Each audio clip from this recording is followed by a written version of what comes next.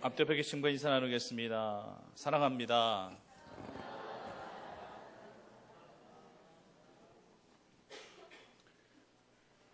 미국도요, 대통령이 바뀐 지가 얼마 안 됐고요. 우리나라도 대통령이 바뀐 지 얼마 안 됐습니다. 그러다 보니까 대통령은 과연 어떤 사람이 될 수 있는 건가, 이런 생각을 한번 해보게 되더라고요. 과연 어릴 때부터 대통령이 되기 위한 꿈과 비전이 있었었는지, 그리고 자라온 가정환경은 어떠했는지 이런저런 생각이 들었습니다. 미국이란 나라는 기독교의 나라입니다. 그래서 그런지 대통령 모두 다 기독교인들이에요. 이 점이 제일 부럽습니다. 기독교의 토양에서, 기독교의 문화에서, 기독교의 가정에서 성장한 자녀들이기 때문에 대통령도 기독교인이 되는 거죠. 그러다 보니까 대통령의 어머니들은요, 다 신앙의 어머니들이었습니다. 우리가 잘 알고 있는 링컨 대통령에게 가장 큰 영향력을 끼쳤던 인물은 바로 어머니였습니다. 늘 어렸을 때부터 기도하던 어머니 모습을 보고 성장했고, 늘 성경책을 늘 읽으시던 그 어머니의 모습을 보고 성장했어요. 그래서 링컨이 좀 젊었을 때에 어머니가 돌아가시게 됐는데, 돌아가시기 직전 주신 그 유산이라고 하는 것은 바로 이 낡은 성경책밖에 없었습니다. 그래서 그가 대통령이 되어 백악관으로 들어갈 때 제일 먼저 챙긴 그런 물건이 바로 이 성경책이라고 하죠. 언제든지 기도 가운데, 말씀 가운데 영성을 키워나갔던 것이었습니다. 링컨 대통령 이상으로 존경을 받고 있는 존 F 케네디 대통령, 아마 기억하실 겁니다. 우리는 존 F 케네디 대통령 하면은 그 대통령 취임 연설을 먼저 떠올리게 됩니다.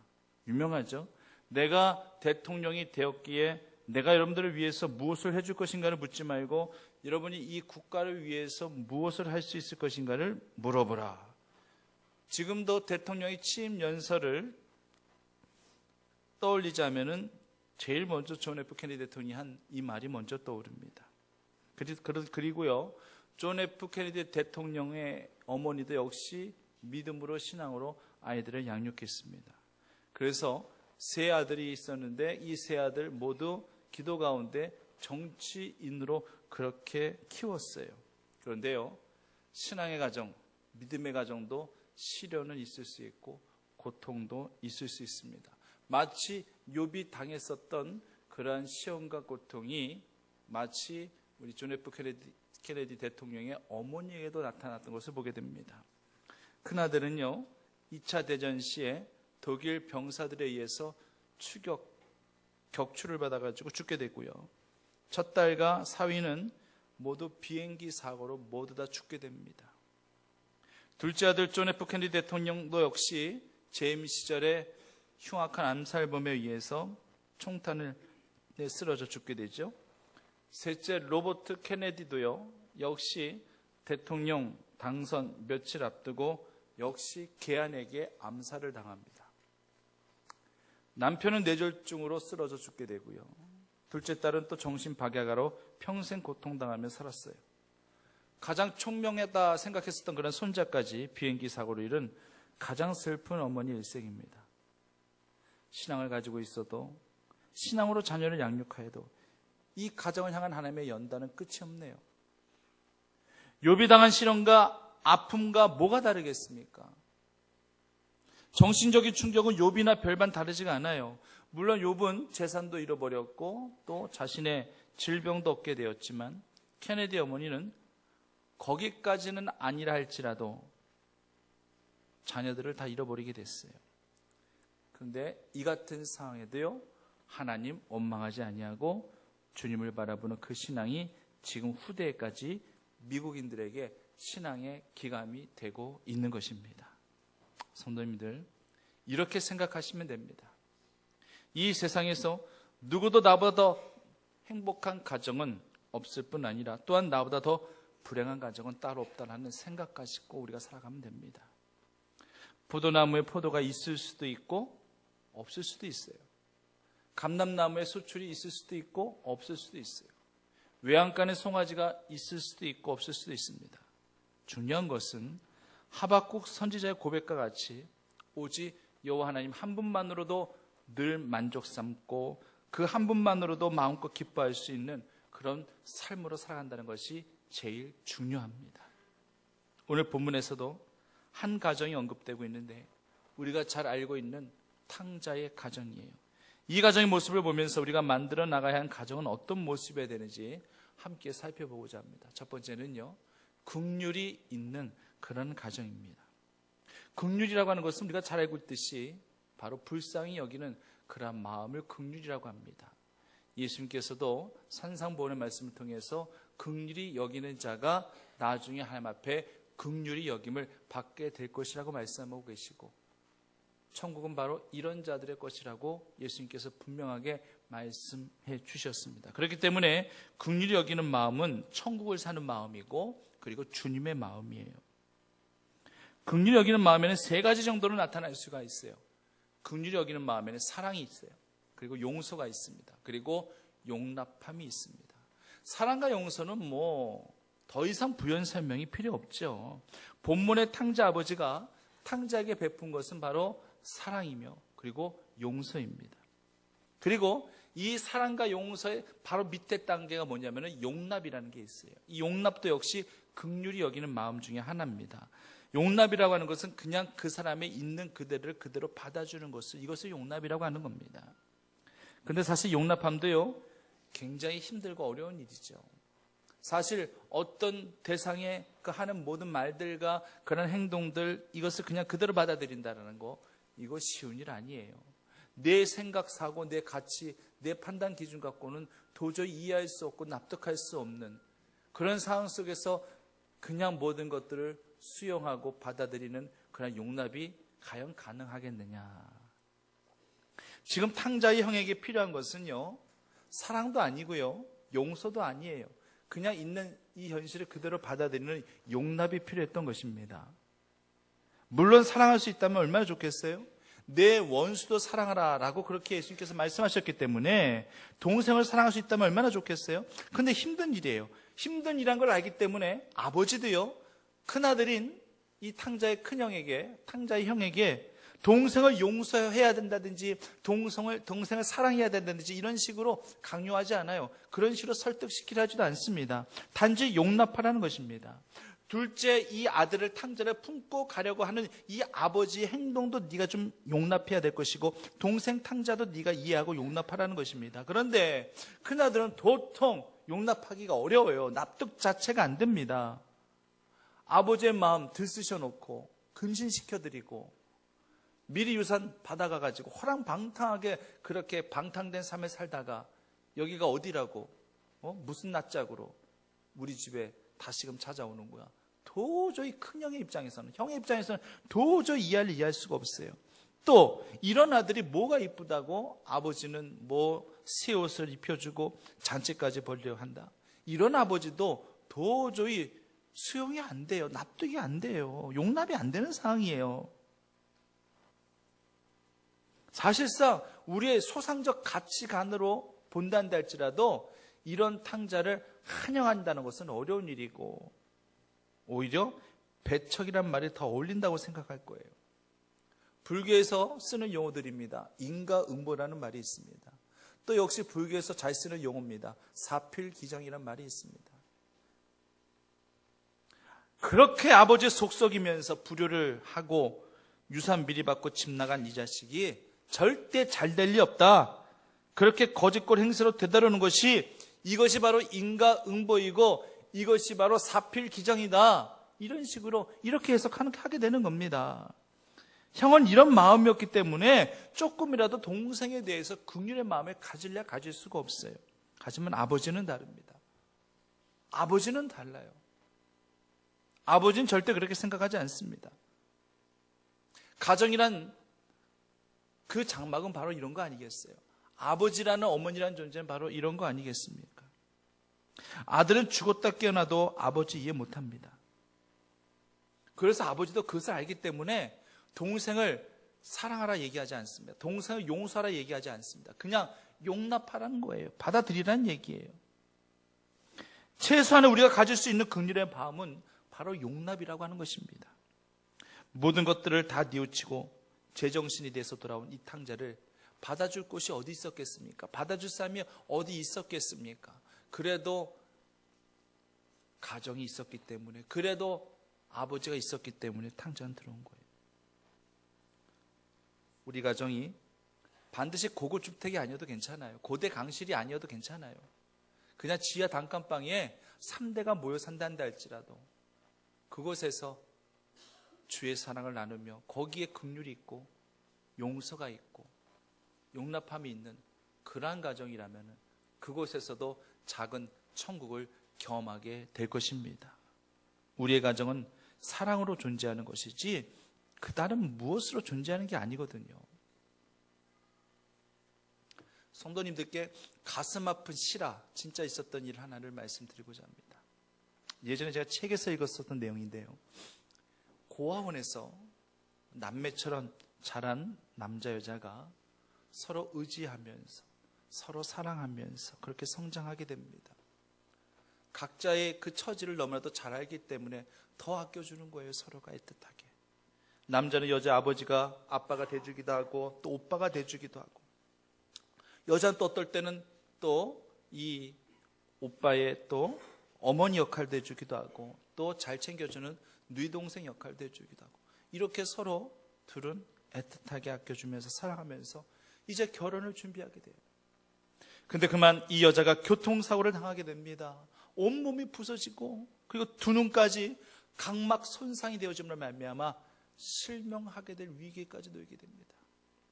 더욱 안타까운 것은 그렇게 정성을 다해서 아껴주며 사랑했었던 그 남자가 여자 교통사고 위에 여자 몸이 어느 정도 회복되어지고 각막을 기증받아서 수술 성공할 때쯤 그 여자를 버리고 미국으로 이민을 떠나버리게 됩니다. 마치 영화에서나 나올 듯한 그런 스토리가 진짜 있었어요. 이 여인은요, 교통사고 당한 그 고통과 아픔 이것보다도 사랑하는 남자에게 버림을 당했다라는 것, 배신을 당했다는 것이 더 큰 고통이었습니다. 이 여자 마음에는요, 그냥 복수의 마음밖에 없었어요. 자신을 버리고 잘 살아보겠다고 미국으로 건너간 이 남자를 도저히 마음으로도 용서할 수가 없었습니다.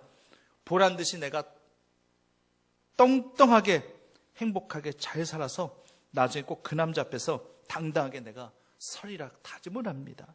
그리고 나를 버리고 얼마나 잘 사는지 내가 꼭 지켜볼 거라고 그렇게 다짐을 하게 됩니다. 이제요, 각막 수술도 잘 이식받아가지고요, 잘 돼가지고 이제는 사물을 볼 수도 있고요. 그리고 정말 좋은 남자를 만나가지고 또 결혼까지 하게 되었습니다. 행복하게 삽니다. 그런데요, 복수하고자 하는 그런 마음, 그 마음은 변함이 없습니다.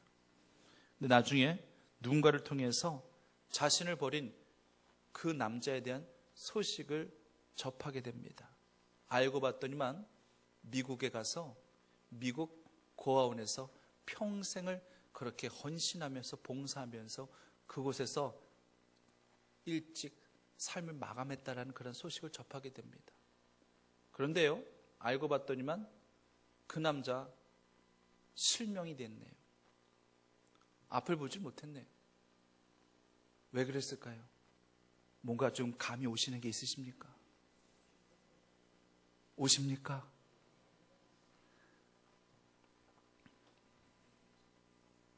그 남자는 그 여자를 버린 게 아니었어요.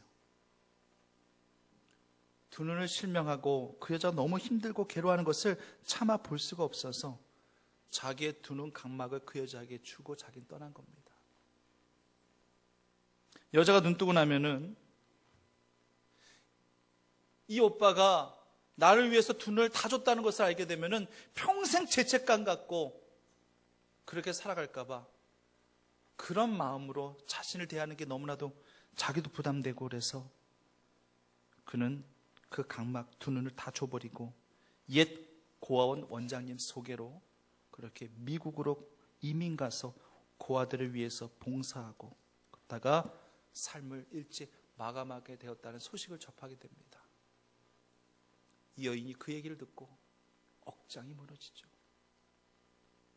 가슴을 찢고 싶습니다. 저는 솔직히 이 글을 읽으면서 그때 당시 남자의 숭고한 사랑에 감동하기보다는 솔직히 참 그 남자 어리석다, 저는 솔직히 그 생각했어요. 왜 이런 생각하게 됐느냐, 이런 마음이 들더라고요. 왜 두 눈을 다 주냐? 왜 한쪽 눈만 주지?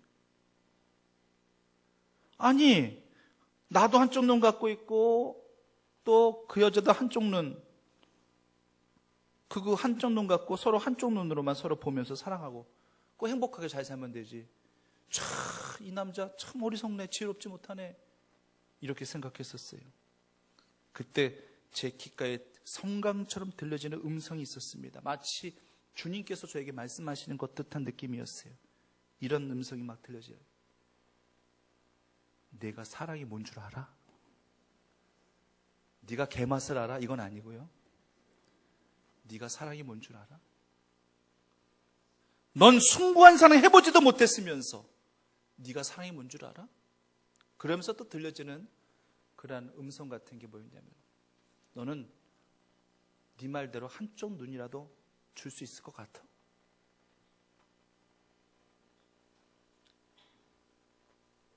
그 음성이 들려지는데 제가 아무 대답도 못했어요. 나는 그렇게 하지도 못하면서 그저 순간 얄팍한 생각에 내 소소한 계산은 그냥 한쪽 눈만 주고 서로 한쪽씩 서로 사랑하면서 바라보면서 살면 될 거라 생각했는데, 주님의 사랑은 그게 아니라 사랑은 전부 다 주는 것이라고 그렇게 말씀하시는 것 같았습니다. 물론 한쪽 눈만이라도 줄 수 있다는 거, 이거 긍휼의 마음이 있기 때문에 가능한 거예요. 이것은 용납하면 마음 갖고서만은 절대 안 됩니다. 여기에는 사랑의 마음이 있어야지만 가능한 것입니다. 그러면서 하나님이 또 저에게 이런 얘기를 하시는 것 같았어요. 넌 가룟 유다야.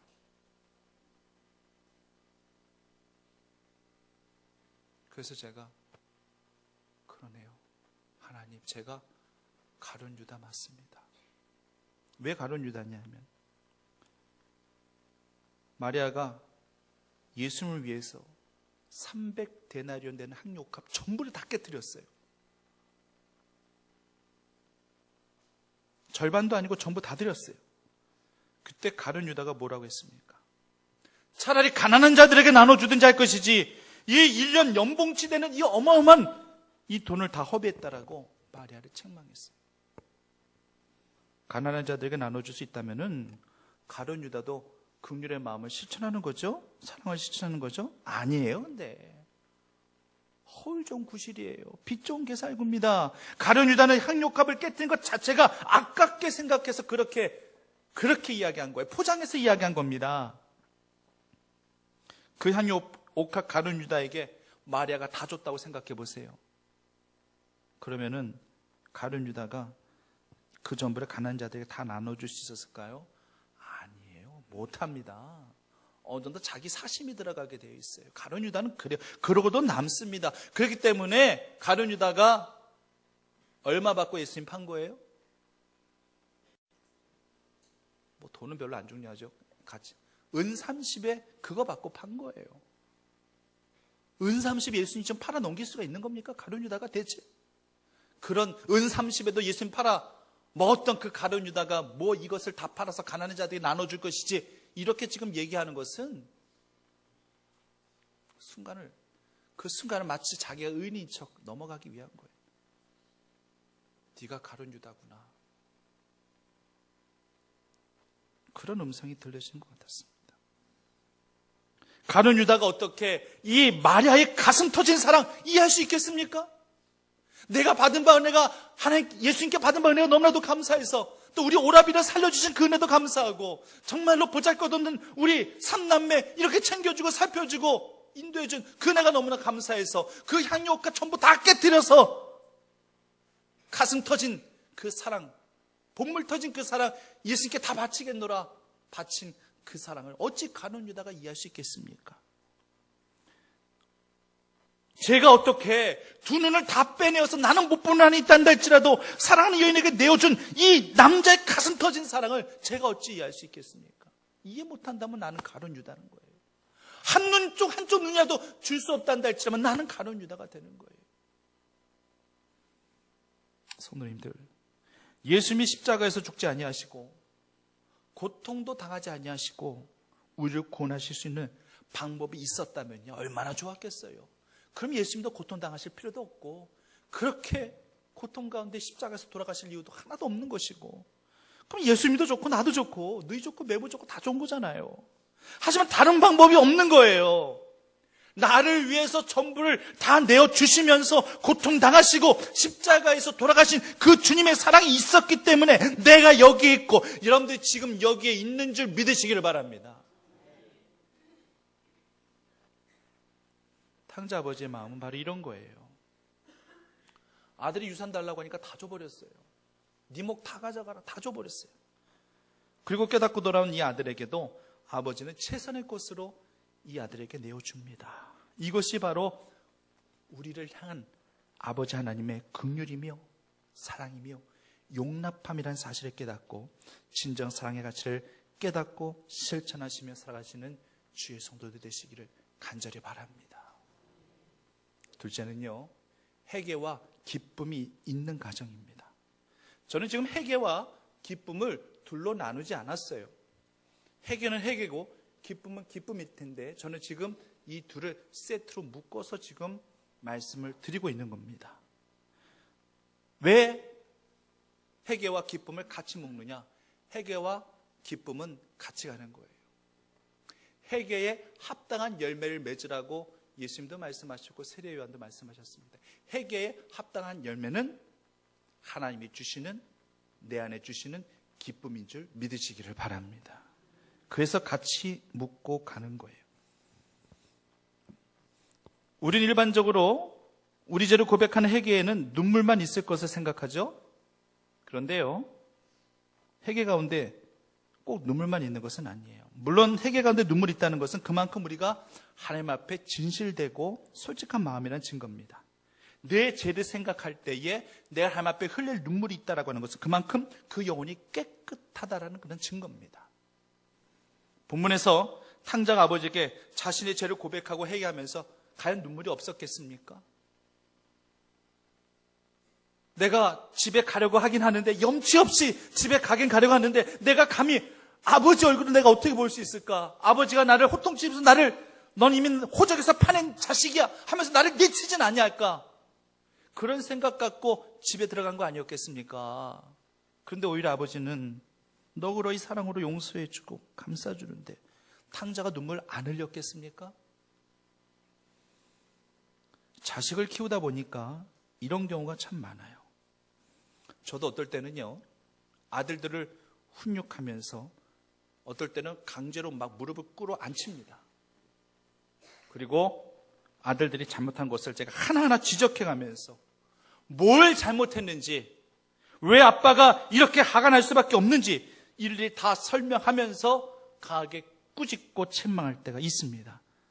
이럴 때는요, 아들들이 잘못을 뉘우치기는 해도요, 눈물까지 흘리거나 그러진 않더라고요.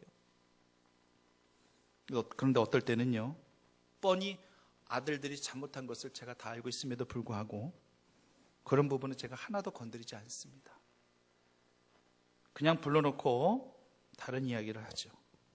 그리고 마음 상황대로 혹시라도 없었었는지 먼저 살펴줍니다. 그리고 용납하시고 용서하시고 사랑하시는 그런 하나님에 대해서 자연스럽게 그렇게 설명을 해줘요. 그리고는 나중에는요, 힘내라고 용돈까지 제가 손에 쥐어주는 경우가 있어요. 그럼 아들들은요, 이 아들들은 얼떨떨한 표정으로 있다가 이내 눈물을 흘립니다. 그리고는 자기들이 알아서 잘못한 점을 다 알아서 고백합니다. 그러면 또 제가 어깨라도 두드려주고 머리라도 더 쓰다듬어 주면서 괜찮다고 막 이러면서 말 한마디 해주면은요, 이 아들들이 서럽게 울더라고요. 남자애들도 그렇게 서럽게 울 수 있다는 거 저희 아들들 보면서 알았어요. 아마도 그 눈물은 서러움의 눈물이라기보다는 아버지가 자신들 아주 엄하게 엄격하게 혼내실 줄 알았는데 웬걸 의외로 나긋나긋한 그런 사랑의 목소리로 사랑스럽게 말씀하시면서 오히려 용돈까지 주시면서 위로와 용기를 주신 그 모습에 그냥 부끄러움, 그런 마음, 또 감사한 그 마음에 복받치는 아마 그런 눈물이라고 그렇게 생각이 돼요. 그러면서 저는 이제 울지 말고 웃으라고, 괜찮다고, 웃자고 그렇게 이야기합니다. 그러면 또 울었다가 또 이내 멋쩍은 웃음을 짓죠.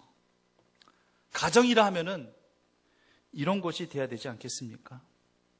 저도 힘들지만 늘 항상 이렇게 하는 건 아니지만 이런 가정을 만들기 위해 저도 노력하고자 합니다. 어떨 때는 엄격하게 훈육을 해야 될 때도 있어요.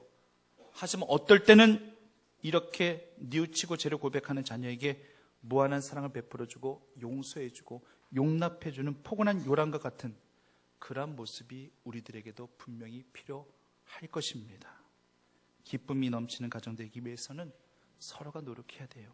회개의 고백이 있고 용서의 은혜가 있는 그런 가정에는 분명 하나님이 주시는 기쁨이 넘치게 될 줄 믿습니다. 본문에서 아버지는요, 이 기쁨을 잔치로 표현합니다. 22절에 아버지는 돌아온 아들을 위해서 큰 잔치를 배설합니다. 결코 돌아온 아들을 절대 부끄럽게 생각하지 않습니다. 아버지의 참 사랑과 아들의 참 회개가 결국 기쁨의 잔치로 행복을 만들어 가고 있더라고 하는 것입니다. 이건 솔직히 잔치까지 할 일인가요? 이거 잔치까지 할 일 아니에요, 솔직히. 성공해서 돌아오는 거 아니잖아요. 가끔 이 시골에 가게 되면은 마을 어귀에 대형 현수막 플랜카드가 걸려있는 것을 보게 돼요. 거기 이렇게 써 있더라고요. 아무아무의 아들, 아무아무의 딸, 서울대 합격. 내지 뭐 사법고시 합격. 뭐 이렇게 써 있는 경우가 있어요. 이렇게 마을 주민들이 마치 내 일인 양, 마치 내 자식인 양 이렇게 정말 함께 기뻐해주고 축하해주면요, 당연히 이 집은 송아지라도 잡아가지고 돼지 한 마리라도 잡아가지고 잔치 벌여야 됩니다. 뭐가 아깝겠습니까? 이렇게 마을 주민들 함께 기뻐해주고 내 일인 양, 내 자식인 양 이렇게 축복해주고 축하해주는데 이건 분명히 축하할 일이고 기뻐해야 할 일입니다. 잔치를 해야 할 분명한 명분도 있습니다. 그런데 지금 탕자 아버지는 솔직히 이게 사람들 불러 모아놓고 이거 지금 잔치 벌릴 일입니까? 보통의 아버지라면 절대 잔치하고 싶은 마음 안 들 거예요. 솔직히 시시시킬 거예요. 이딴 속해라, 조용히 해라. 누가 할까 조심시키고 당분간은 아들 행동거지도 좀 제약 좀 주면서 사람들한테 안 들키게끔 그렇게 제약을 한다든지. 왜냐하면 세상 모든 사람들은 돈의 가치를 갖고 성공과 실패를 논하지 않습니까? 명예와 권세 이런 것들을 통해서 성공이냐 실패를 자꾸만 논하고자 하지 않습니까? 성도님들 로또 복권에 당첨돼 보신 분 계세요? 한번 손 들어보세요.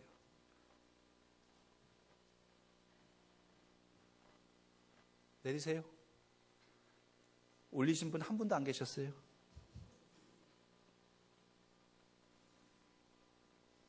뭐 정확한 건지 모르겠지만 저희 교회 주변 모 교회는 사모님인지 아니면 교회 교인인지 잘 모르겠지만 로또 복권 1등인가에 당첨돼서 그것으로 교회 건물을 지었다는 그런 이야기도 있어요. 로또 복권 1등 당첨되신 분은 저한테 꼭 말씀하세요. 거액의 로또 복권에 당첨되신 분들 주의사항이 몇 가지 있다고 해요. 첫째는 지급 만기일까지 끝까지 기다렸다가 마지막에 찾아갈 것. 왜냐하면 그냥 막 내가 로또 복권 1등에 당첨됐다는 것 때문에 그냥 다른 사람에게 전혀 알리지도 않고 비밀되게 하기 위해서 언제 그런 일이 있었냐는 듯 모른 척 무심한 척 하다가 마지막 날에 찾아가라는 얘기예요. 둘째는 절대 내색하지 말라고 그렇게 얘기합니다. 괜히 기쁜 내색하다가 복권 당첨된 것 그렇게 들통나면 삶이 고달파진다고 절대 아무 일도 없었다는 듯이 내색하지 말라는 얘기예요. 그리고 셋째, 절대 밥 같은 거 사지 말래요.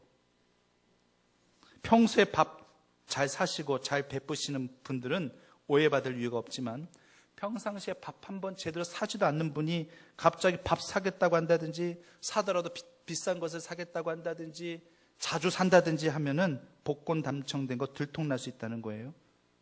그리고 마지막 네 번째가 뭐냐? 살기 좋은 먼 나라로 이민 수속을 은밀히 준비하랍니다. 불편한 진실이에요. 너무나도 씁쓸한 이야기입니다. 결국 뭐겠어요? 이거 누구한테라도 알리지 말고 누구한테라도 기쁜 내색 표현하지 말라는 얘기밖에 더 되겠습니까?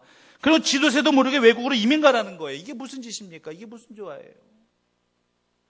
돈이 주는 위력이라는 게 바로 이런 거예요. 물질이 결국 이런 겁니다. 이토록 가족도요, 교회도요, 천국도 잃어버리게 하고요, 다른 사회의 관계도 다 끊어버리는 거예요. 어떤 사람 늦도 먹고 일단 당첨되다 보니까 제일 먼저 한 게 뭔지 아십니까? 아내랑 이혼하더라고요. 제일 먼저 한 게 아내랑 이혼해버리는 거예요.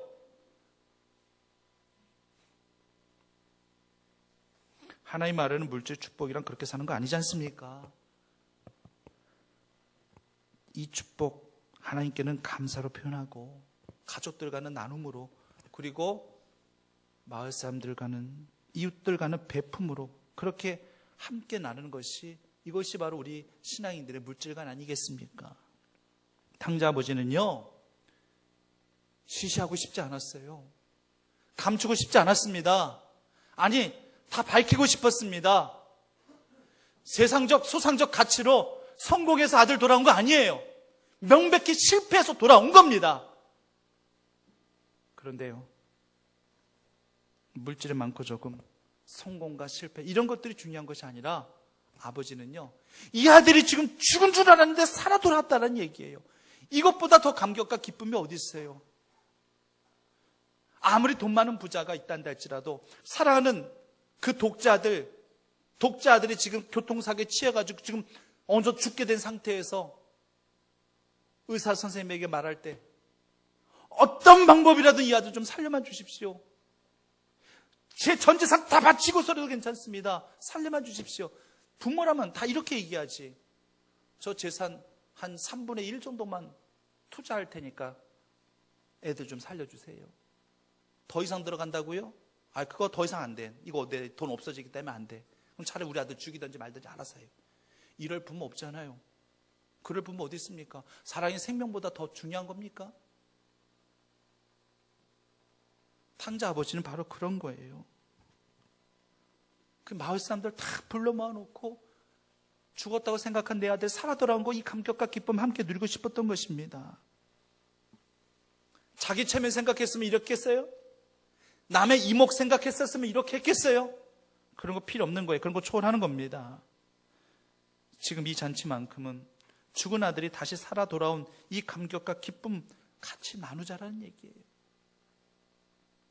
가족은 이런 거 아니겠습니까? 탕자는 더 이상 탕자 아버지의 품의 자식 아니에요. 품 밖의 자식입니다. 모두의 자식입니다. 사랑하는 성도님들, 말씀을 준비하면서 우리 충북교회 성도님들의 가정은 모두 다 이런 가정이 되었으면 참 좋겠다라는 그러한 기도를 드리게 되었어요. 긍휼이 있고 사랑이 있고 회개가 있고 또 용서가 있고 용납함이 있고 그리고 기쁨이 충만한 그런 가정 꼭 만들어 가시기를 간절히 바랍니다. 때로는 존 F 케네디 어머니처럼 신앙 안에서 믿음 안에서 그렇게 산단다 할지라도 그런 시련과 아픔을 겪을 수도 있어요. 그래도 주님 한번 바라보는 그 믿음과 신앙으로 그 모든 상황들을 극복해 나가겠다라는 그 일념으로 주님 안에 늘 머무르시고 그 각 가정들에서 주의 사랑을 확인하며 작은 천국을 더욱더 만들어 나가실 수 있는 그런 믿음의 자녀들이 다 되시기만을 간절히 축원합니다. 하나님 아버지, 이런 가정 되게 하여 주옵소서. 긍휼이 있고 사랑이 있고 회개가 있고 또 용서가 있고 용납함이 있고 또 기쁨이 넘치는 그러한 충만한 가정 되게 하여 주옵소서. 예수님의 이름으로 기도드립니다.